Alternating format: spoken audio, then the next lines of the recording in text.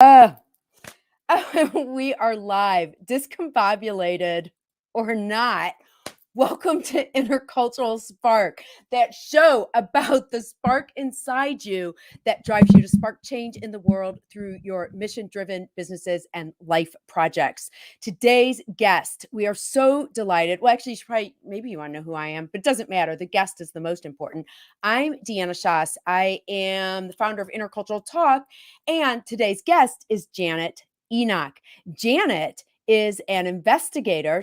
Actually, first of all, let's just point out that Janet's like the nicest person that you've ever met in your entire life. She has loved animals as long as she can remember, and now she's investigator with Shark, which is showing kindness and respect showing kindness and respect and kindness. That would make it Shark. Like if you did it in order, that was a good idea. And she's going to talk about how they're using high tech to actually move forward investigations to help with animal cruelty. So welcome to Intercultural Spark.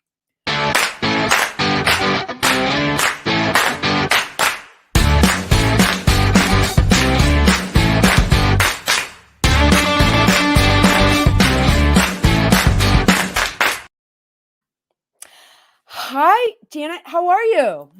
Doing great. Glad to be here. Thank you so much for this opportunity to tell people what showing animals respect and kindness does as far as helping animals and to stop animal cruelty. Oh, of course. No, I'm excited you're here. And for everyone know, Janet, actually, the reason I know she's the nicest person ever is because Janet's actually a longtime family friend. So it's also fun to catch up. And I'm always excited about how much I learn about other people when you actually interview them.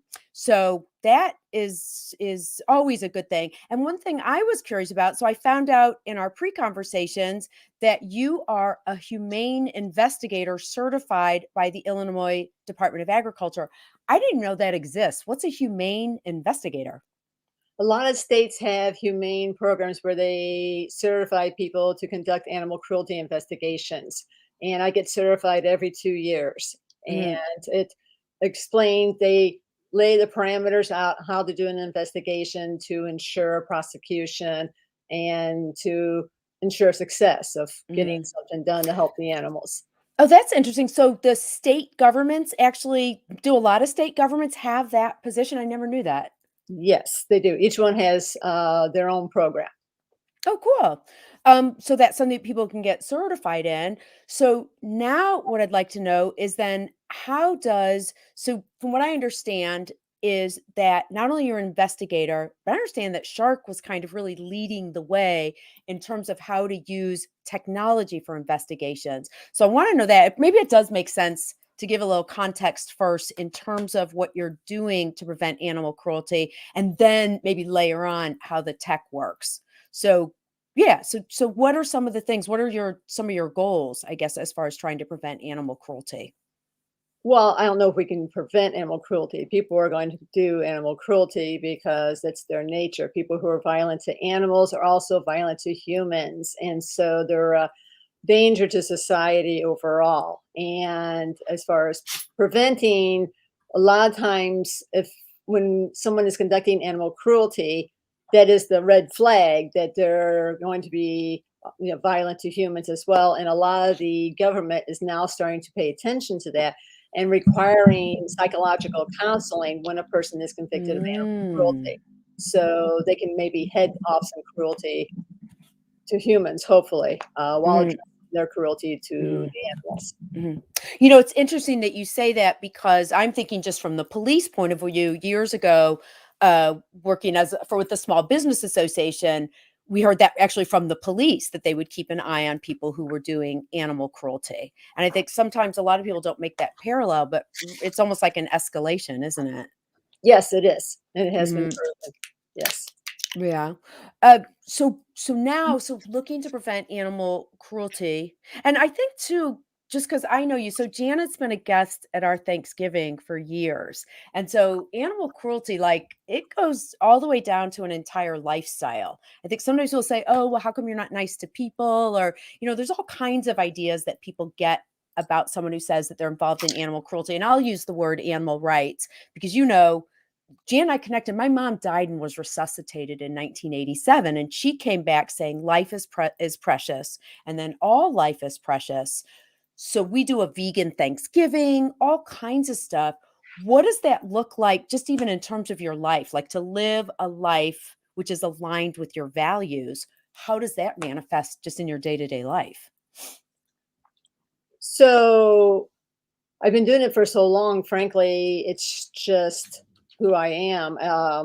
It's just a matter of adjusting. Initially, I, of course, changed my diet, and I don't contribute to animal cruelty anymore with my diet, and Mhm, encourage others to do the same. I also do everything I can to I mhm. use cruelty-free products that aren't tested on animals, a lot of things like that. So it's actually second. It's what I do nowadays. So I don't even think about, Mhm. frankly.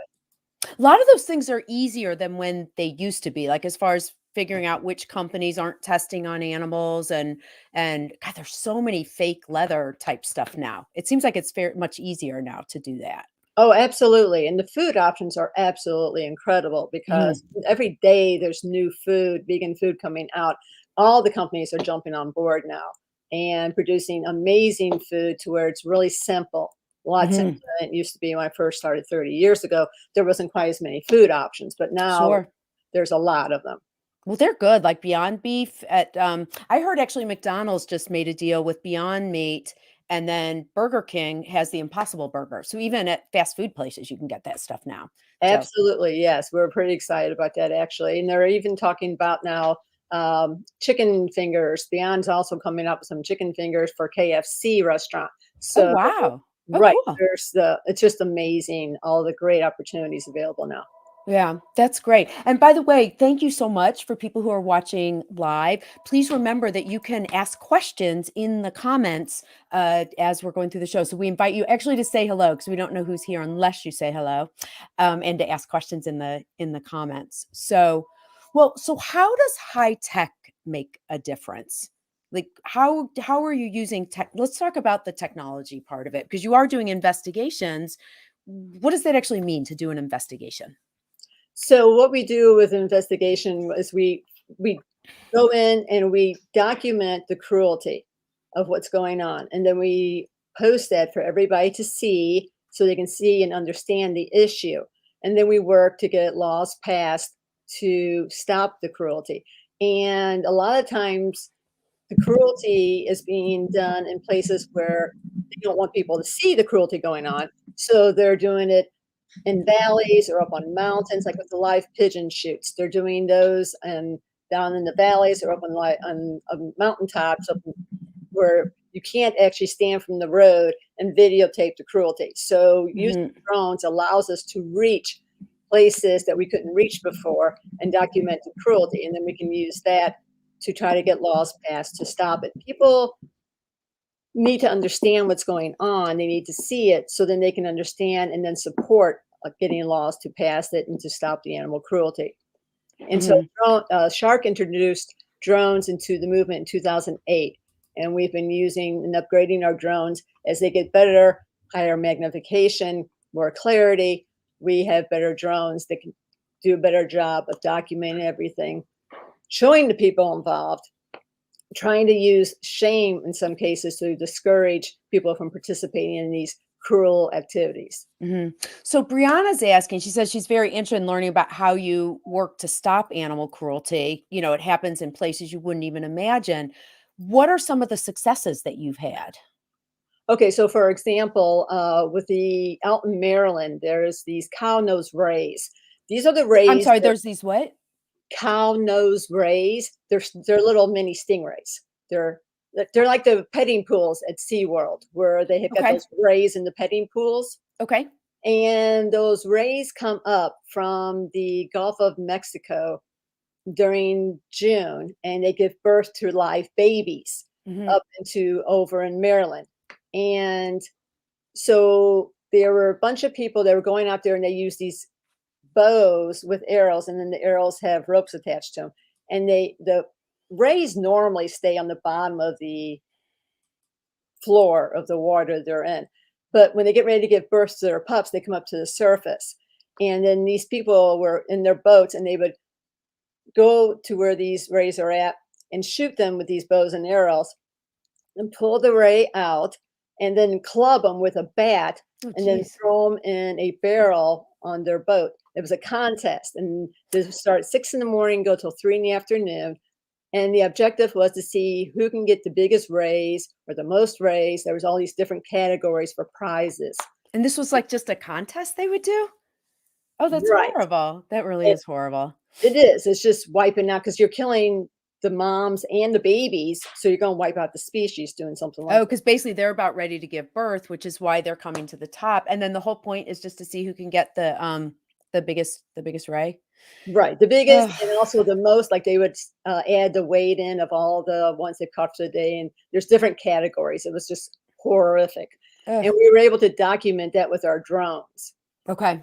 And we were able to get the Maryland Department of Natural Resources to to do a moratorium on them while more was being studied about the situation because there wasn't a whole lot of knowledge about it. And after a Well, who year, would even think it? Like, who even thinks of doing something like that? You know? it's appalling the abuse and cruelty humans come up with. So How could things that you even be can't even fun? imagine. When you start to do stuff like that, so when you go in to try to, let's say, change a law to make something like that illegal, Brianna's got a good question. What kind of pushback? I like that from regular people. I guess that would be people who are not who are not into animal cruelty or vegetarian or vegan, in that sort of family, but are businesses. So what have you experienced in your work? Like as soon as you let the general public know, let's say like that the Kauno's Ray thing was happening, people are like, "Oh, we should stop it," or do you get pushback? Well, that's the whole point of video because you want to show the people what's going on. And when you show them the Oh. cruelty, Yeah. the undeniable cruelty, Mhm, then the decent people, of course, are gonna be, like, appalled, they're gonna be mhm, disgusted, they're gonna be very supportive of getting it stopped. Now, obviously, you're gonna have the, mhm, Neanderthal factor of the people who are mhm. just like, "So I like what?" to hope the majority of people are still decent. Like, that's the only what, like, so nowadays, unless we maintain hope that most of us are, like, decent and caring, that's, like, the only thing we got left, right? Right, right, exactly. Wow. We feel that if you educate people about what's going on, Mhm, reach them, and then they'll be supportive. Because we mhm. were successful in getting a law passed to stop that, those cow nose Oh, ray that's great. tournaments. Mhm. Well, to give people an idea of the scale, so this organization that you work with, your organization received $1 million grant from the Bob Barker Foundation, like from the Price is Right. Is he an animal rights or animal person? And then because that's incredible. How did that grant allow you to get more visibility and to be more successful? That grant was what helped us get the drones back because he gave us the grant in Ah, 2008. So, okay. with the understanding we're going to get the drones to improve our techniques on documenting animal cruelty. So, that grant was very instrumental in us getting our drones. That was back in 2008. Okay. And that has made a big difference for our level of effectiveness. Okay. Oh, that's fantastic. Now, I do want to touch on a subject that is a little bit touchy, but I think it's important to bring up because, and I know, and I had written the word. Let me very very clear. This was my word. I was trying to like be really dramatic. So in the original description of the show, I'm like, they've been called terrorists. And Janet wrote me back. She goes, I want to be very clear. I've never been called a terrorist. But the point was, I guess, what was it like? I saw the study you sent from like 2002 to 2005. The US government tried to declare that animal rights and environmental organizations, they kind of lumped animal cruelty prevention and environmental organizations into what they called like ecotourism or domestic terrorism. How and I understand that still happens. So my question is do you ever feel repercussions like that or how can that be changed? Because it seems crazy that people trying to promote, kindness to animals or actually protecting in the environment that would be lumped in with, let's say hate groups in the US. Right, it's rather appalling, actually. That Yeah. was put together George Bush, the 2nd George Bush actually declared that, and of course, it is appalling, that compassionate people who care about our environment and want clean air and clean water and clean land as well as people who are compassionate and care about animals and want to stop violence to animals and to humans, are classified as domestic Mm, terrorists. Yeah, it's appalling. crazy. Yeah. And it's kind of shows how our society, or some sectors of our society, are changing in dramatic and dangerous ways. Oh, that's for sure. Actually, and just Brianna was following up. Yes, by regular, she meant basically people who aren't in the know, who aren't or who aren't business representatives. Although I like to think regular people are like the ones, like you said, that are kind and predisposed. I would agree with you, though. Sorry, I'm interrupting myself. Why just interrupt my guest when I can actually interrupt myself? um, when you talk about changing just the way the government, like with, because I think part of that came under the Patriot Act. And so, yes, it is a little bit concerning in terms of how the government determines like which ideas are okay, which ones are not. I know there was a lot of that that came about with Black Lives Matter and some of the demonstrations and gatherings and things over the past couple of years. Anytime the government starts designating things that are based on ideology, especially when they're designed to be peaceful, that we all should be concerned, I think, about that. So, yeah. What about you also are going to be part of, speaking of big presence and making a difference, so many people saw the Tiger King. I only saw it because I gave in to peer pressure. Everyone's like, have you seen it? And there was the one Carol Baskin. Tell us about that, because you're now going to be part of a docu-series that's coming out, I think, on Netflix on November 13th. What is that, and what was your role?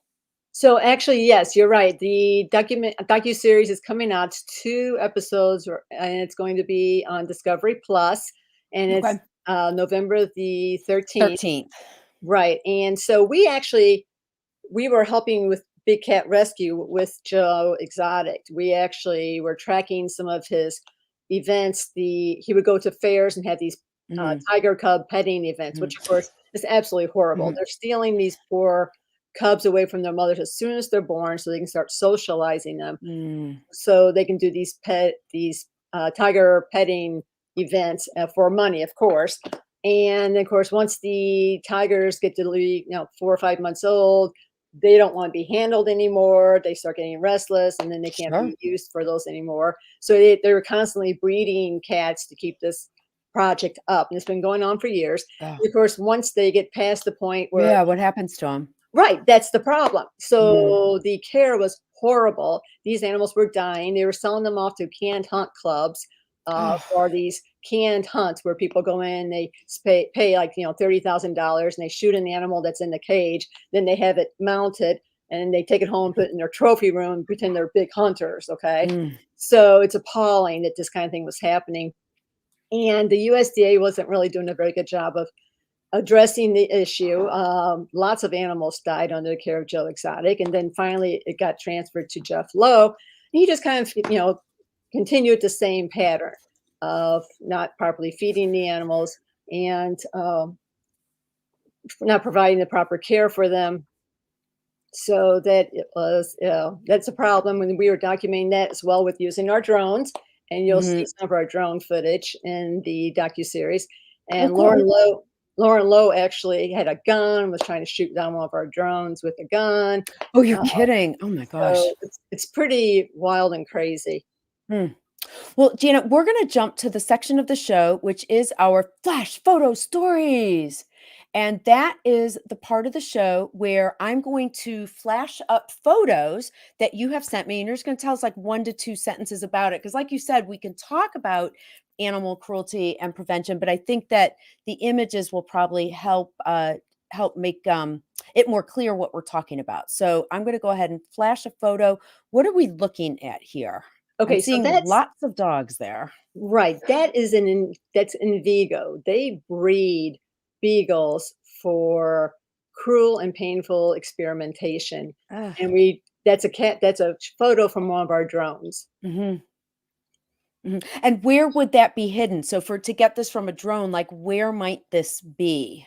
This was in West Virginia, and again, it's far away in on the location that's in the middle of this big location to where people have no idea what's going on inside of it. There's no Mhm. signs on the outside explaining anything. They're trying to stay very well hidden so people don't know that they're there or the horrible things they're doing to those poor beagles. Mhm. And Janet, some people would say, "Well, we have to test on animals, otherwise we won't know what's good for humans." Is that true? No, actually, there's been a lot of research done showing that a lot of the research on the animals gives false results for humans. And Mhm. there's been over 200 drugs recalled because they were tested on animals and it didn't have the same results on humans. And then humans Sure. wind up having, all kinds of serious medical issues or dying. Oh So my god, there's a because of lot it. of new procedures out there that are much more reliable, Mhm. more trustworthy, that should be used for humans. It's just a matter of getting everybody to switch over and using the new medical Mhm. options. And how can people know? I've seen the little now I'm thinking it looks like the Playboy bunny, but the or I'm gonna make an obscene gesture in Brazil. It's the little bunny that you got that cute little that little bunny thing on packages that shows it's, Cruelty it's free? cruelty free, yeah. Yes. Alright, what's going on here?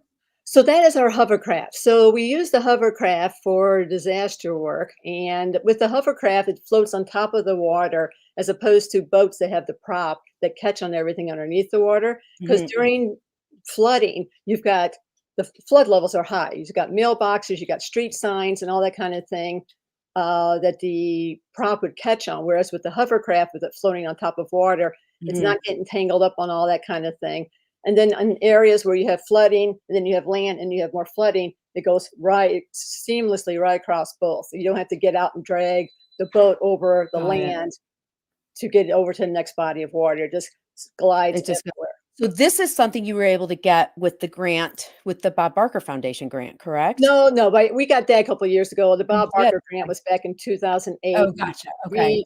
We that's been gone quite a Oh, while. gotcha, okay. And so I know, Janet, we actually met through my sister, Brenda Shaws, who does Kinship Circle, which, I mean, animal rescue, like, whenever there's talk about, like, what's the scope of animals and reconnecting people with pets? Because that's a big deal. I know, where people try to do that. So it looks like you're able to help with the hovercraft. How do you get it to where you need it to be, though? Like, how do you get it to, let's say, Louisiana or where else, other places where Thailand, other places you've had to go?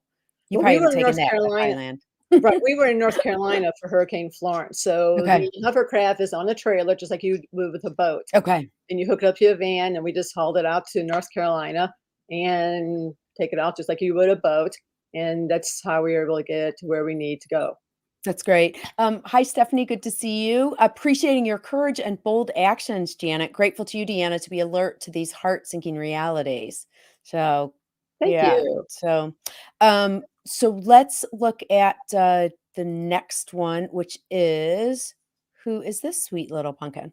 Okay, so that is a poor dog that we rescued. She was literally in the middle of a highway on our way to a cockfight, and she was limping in the highway. And Aw. so we were able to pull over. We were able to get her into our van. She was very, just completely as sweet as could be from the moment we first saw her. Yeah. The poor darling. Not sure what the extent of her abuse was, but it was pretty bad. She was Mhm. pretty malnourished. She was loaded with ticks. Oh my gosh, they were Mhm. everywhere. Her paws were all scraped up and bloody. So we Mm. were able to rescue her, and now she has a wonderful home, and she's living the dream. Yeah. Does she live with you or you found her a home with somebody else? One of our other investigators took Gotcha. care of her. Okay. Yeah. Just we're going to keep going through our pictures, but when you talk about on your way to a cockfight, I don't know if people know what people do because I know that's true. You do rodeo investigations. What is it? What are people doing when they prepare for those? Because I know they do all kinds of awful things to the animals even before I guess, to give an advantage or disadvantage. What's the abuse that happens related to the fights or the rodeos? The cockfights and the rodeos, right. So right now we're working, those are two of our key issues. Mhm. And with the cockfights, in addition to cockfights, the horrible things they do, they put the blades on the Oof. roosters' legs, and Mhm. they drug them up, and they actually are real abusive to them to get them to be riled up and to fight the other roosters. And so it's pretty horrible what they do to them. And Mhm. the blades, they're shredding each other apart and all that kind of thing. In addition to cockfighting, there's also guns, drugs, human trafficking, gambling, all kinds of other organized crime at these events. Oh, really? Oh. What's that's awful to hear. So again, seems like there's a mixing of things that I guess it does say something maybe about the people who would engage in animal cruelty and other associations with that, for sure. Right, a Uh, criminal element. I mean, when you have criminals together, this brings in more crime and more um, criminal activity. what's going on here?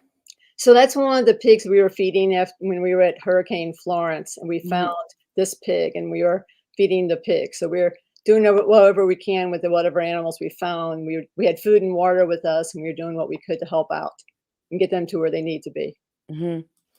Uh, and this looks like clearly some sort of aerial. You use the drone, but you also use really what kind of lenses do you use on the cameras to get those close in? How close are you to things when you're taking pictures? It varies. We can Mhm. be anywhere from a few blocks away to a mile away. Um, the like that was one of the rooster farms in Monterey County Mm, that we videotaped.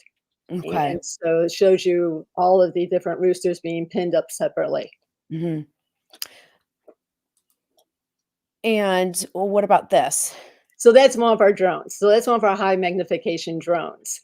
Oh, mm, So that's the one that does a lot of the work, that has the zoom ability to really zoom in. okay. And you had mentioned that there was a you had a funny story related to that drone. Right, so we were using it one time in Pennsylvania to document a pigeon shoot, Mhm. and unfortunately, they shot the drone down, which was really unfortunate. So we called the authorities, and then when the authorities got there, we had another drone, and we used that drone that we popped back up, and we were able to locate where the shot drone had fallen, so the authorities could go get the drone so they could use it for the as evidence in the case. And then we proceeded to continue to document the pigeon shoot, which of course the pigeon shoots were just livid. They had shot down one of our drones and they didn't know we had another backup one. So we were still able to continue to document the cruelty. Mhm. And what is with the pigeon shoots? What is a pigeon shoot exactly, and how do they work? So the pigeon shoots, they capture pigeons in different areas, and then they keep them for a few days or so before an actual shoot. They don't feed them food and water, so they're really weak and emaciated. And then they take these pigeons. They have a row of boxes and they stuff them in these boxes. And then there's a person that goes up, shooter that goes up about a few feet from these boxes. They shoot the pigeons with some electrical current, and then they pop them out of the box, and they switch around which boxes they're popped out. So it's a kind of a, the shooter is Mhm. supposed to be able to figure out which box is going to be popped up first, going to pop a pigeon up first, and then they shoot the pigeon. The objective is to see how many pigeons they can shoot. And unfortunately, these guys are usually a pretty lousy shot, and most of the pigeons wind up getting injured, but not instantly killed. And they die days later due Mm. to dehydration. They're emaciated to begin with as well, and exposure to elements or predation and things like that, or they just bleed out from their wounds. It's a horrible, Mm. horrible thing. Yeah. So Jan Mm. Sorry, so Brianna says it's incredibly informative. No idea these things were going on, and we got a couple questions. So it is so interesting. Once you open and start asking, you just go on forever. But so, is it better to approach elected officials, or is action more quickly realized on a grassroots level? well, you can approach officials, but no one knows what you're talking about. You actually need to have the documentation to show them what's going on so everybody's clear on what's going on. Hmm. Because if you approach an elected official about something, Hmm. and then he's going to approach the other side, they're going to say one thing, you're saying another thing, and it's just a he said, she said thing. Whereas if you've got actual Hmm. documentation of what's going on, then there is no question about it. and it's a Mhm. lot more powerful. It makes a So big difference. 2 places, and I do not mean to do this, but you know I have to because otherwise what would my sister say? I have to do I'm gonna show your website as well. So kinshipcircle.org, because you've worked with Kinship Circle as well. Kinship Circle is 100% an animal advocacy website. You'll notice the last name is the same. So this Brenda Shaw's my sister, but actually Stephanie or for anyone, she's got tons of action guides on kinshipcircle.org, but so does I think Janet has at Shark Online. So you also have all kinds of guides. There are it's amazing what you want to learn. I mean, there's like sample letters, it's who to contact. There's some really great resources on how to approach your own elected officials. Actually, you should be saying this. Why is it important, Janet, to reach out? See, I've been totally indoctrinated. Why is it important, Janet, for people to reach out, to be aware and to reach out to their elected officials? What are some of the laws that people can impact by being active? Right. So, for example, we documented up in Jordan Valley, Oregon, where they were doing these horse tripping events, and they would What'd you say, release horse tripping? You gotta explain. So, like, yeah, like I never heard of the cow nose. What is it? The cow nose ray. race, right? What's a what was it you said? A horse? Horse tripping events. Okay. So what they Wait. do is they release a horse into the arena. They release another horse that they chase this horse down with to build up so the horse is running, building up speed. And then you have somebody there with a rope and they lasso the first two legs of the Oh, front shoot. legs of the horse that they released into the arena. And then they pull the rope and then the horse trips. The horse falls down, of course, and that can lead to broken legs, broken back, broken Sure. neck. I mean, the cruelty is just horrible. And we were able to document that, of course. And Mhm. then we put it up on YouTube for everybody to see and contacted the Oregon Mm, legislators. mhm. They were shocked and appalled because the cruelty is quite horrific.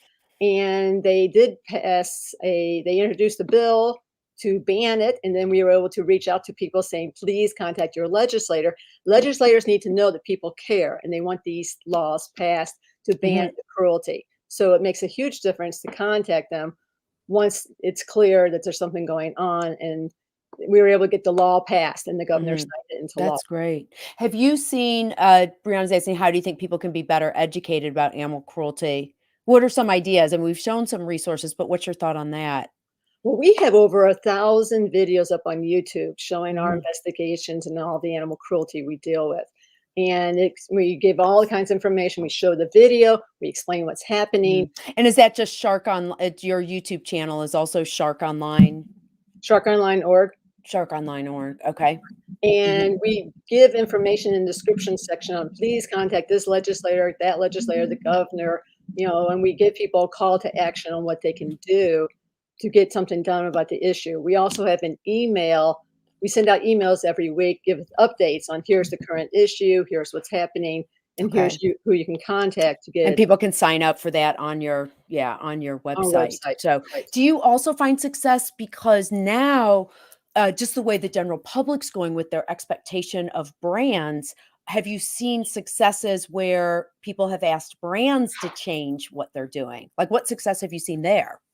So we, for example, have been reaching out to different corporate sponsors of the rodeos because rodeos are very cruel and violent to Mhm. animals. They routinely injure and kill them. And so we have actually reached out to a lot of the corporate sponsors because without corporate sponsors, the rodeos wouldn't exist because they're not self-sufficient. There's not enough people Mhm. attending rodeos to support them. So, for example, we were able to get Trader Joe's to withdraw their support from the rodeos, as well as Starbucks, American Airlines, Choice Hotels. So there's a lot of corporate sponsors Wow. It's almost on shocking our to know that those brands, now like listening to you and seeing how horrific these different animal cruelty events are, than to hear big brands like a Starbucks or Trader Joe's. It seems, actually it seems you're helping them. As a marketer, you are really helping them because it's really off brand, especially think of someone like, Trader Joe's or even Starbucks. It's really off brand for them to be funding cruelty just given the nature of what they do, and they're very person to person, and they want to be that friendly place where you come to meet. So technically you're helping them because they were off brand if they were sponsoring those things. right. And in some cases, the organizations don't really know, like they've got somebody on Yeah. board that set this arrangement up to sponsor the rodeo. But then when you, like for Trader Joe's didn't know they were part of that. One of their local chapters was sponsoring the Oh, rodeo. When yep. we reached out to corporate was like, "Oh, no, no, no, no, this is not Oh, happening wow. anymore." Yeah, Okay. so right. Mhm. You know But, what's interesting about that, Janet, is it went back to where we were talking about like how different people sometimes think, oh, animal rights, like they think of the more visible protests or like the anti-fur, like some things that are strong. I don't know if it's stronger tactics, but certainly more visible tactics. Whereas really a lot of this advocacy is just, I thought you should know, or were you aware? So it's also about just the helpful communication. Because even Brianna said, like, do people know about this? Because if they do, it's hard if you watch even just some of the animal production. If you look at, I remember watching, it was like a news, I don't know if it was CNN. They were talking about how chicken, like the whole poultry farming. And remember they called it the fecal soup. Like it was, have you heard of that? What's the fecal soup? Explain that to people. oh, Do you know what that well, is? It was how they were mass killing the chickens. And then stop me if I'm wrong, but this is it was how they were killing the chickens by like boiling them alive in water, and so their bowels would break. So that's what they were talking about. So not only was it horrific for the animals, it wasn't so healthy for us who was eating it. you know absolutely, right, Mm, exactly. And, like, for example, too, like, with the rodeos, Coca-Cola is a huge sponsor of the rodeos as well as Dodge, and we've been going after them for over a decade, and mhm. we're still having a hard time getting them to stop their cruel practices. So we encourage everybody to boycott Coke and to boycott Dodge, and we have on our corporatethugs.com website more corporate sponsors that we encourage people to boycott. They're sponsoring animal cruelty. Mhm. And do you have a list of, you said it was corporate what? Corporate thugs. Thugs, yep, .com? Thugs. Corporate thugs. Okay, so corporatethugs.com. And then do you have one as well? I know sometimes it's helpful to know which cosmetic companies test on animals, because that one's easy to avoid. It seems like, I guess, just look for the little bunny, but I don't know if there's anything else. Well, like there's some of the bigger ones. L'Oreal stopped testing on animal products for a while, but then they started back up when they start selling into China, and China requires animals to be tested on for their, Oh, shoot. yeah, it's a step backwards. It was Oh, I appalling. didn't know that. A So lot of the companies like Revlon, Maybelline, and other companies are not testing their products on animals. Revlon, Maybelline. Okay. Right. So Janet, we are at that part of the show where we are ready for our uh flash exercise. So, this is a little known genre of fitness called interpretive aerobics. And I apologize if this comes across as superficial when we're talking about something so serious, but I do an aerobics, a fitness exercise. I'll let you guess why I chose that exercise. And it always relates to the theme of our show. So I'm going to make myself full screen for a second, and then I'm going to ask everyone to do this with me. I have modified this for to be able to do it at your desk. So basically what it is you put your hands on your thighs and you're going to round your back, and then you're going to press forward. Oh, that's a great view. Press forward. So it's rounding your back and then arching your back. So it's a round. Oh my gosh, everyone should do this like halfway through the day, and arch. So that's my exercise. I'm going to invite you to do it with me. And then, so we round until you feel a stretch and then arch forward. Okay. Can you guess why I picked that exercise for the show? To help relieve stress, because there's a lot of stress that gets in the shoulders and in the neck when you're doing a lot of work, and that felt like it's a good reliever of that. It is. The other reason is because absolutely, and the work you do can be stressful. But in yoga, that move, this is where this is literal. It's not even interpretive. In aerobics, that move is called cat. What is it? Cat, like arching your back like a cat, and cow. It is a back stretch, but it's literally a modification of the cow pose and cat pose. Now, do you know why I picked it? Because I'm a cat person? Yeah, and cats and cows, they're animals. I Right. told you it wasn't. Perfect. Very good. So Excellent. that's our interpretive aerobics that relates to our theme. Janet, thank you so much for joining us today. It was really a fascinating conversation, and we covered a lot of really covered a lot of ground, and I appreciate just all your great work and really for taking the time to share it with us today. Well, thank you for the opportunity. We're always trying to reach people and let them know what's going on because it's hard to keep track of everything that's going on in this crazy world. No problem. Thank you, Janet, and we will see you next week on Intercultural Spark.